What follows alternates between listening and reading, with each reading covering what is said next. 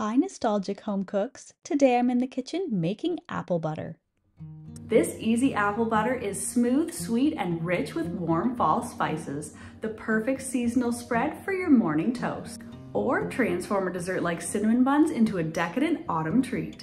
This apple butter is super easy to make. You don't even need to peel the apples. And it's a great way to preserve your apple harvest all year long. So let's get into the kitchen. This is how I make apple butter. To start this recipe, we of course need some apples. I'm going to cut my apples in quarters and remove the seeds. You can preserve this delicious spread all year long, either by canning or by freezing for later.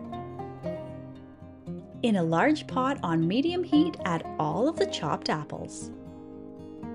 And to give my apple butter a lovely robust flavor, I'm going to add in 2 cups of apple cider. Cover and let this simmer away for 1 hour, or until the apples are very tender. I'm going to check the apples occasionally and give them a stir so everything cooks evenly.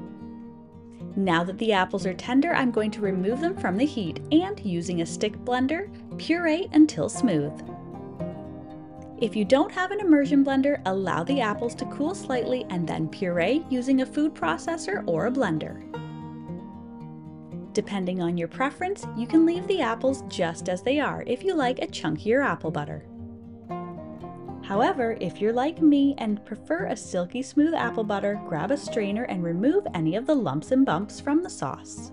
Now to the same pot that I cooked the apples, I'm going to add in 1 3/4 cup of white sugar, 1 teaspoon of allspice, 1 teaspoon of ground cinnamon, and 1/2 teaspoon of ground clove. This is going to infuse my apple butter with all the warm fall spices. Finally, add back into the pot the apple puree and stir everything together. Return to medium heat and cook uncovered for 30 to 45 minutes. This is going to cook down the sauce, intensify the flavors, and transform into a thickened apple butter. Stir occasionally until the mixture starts to thicken. This will make sure nothing is sticking to the bottom of the pot. Remove from the heat and pour into sterilized jars. Leave about 1/2 to 1/4 inch of space at the top of each jar. This apple butter is perfect for home canning, freezing, or start using it right away. This flavorful fall spice butter is perfect to use in place of jam on toast, as a delicious sauce for desserts, or homemade gifts for family and friends. Enjoy!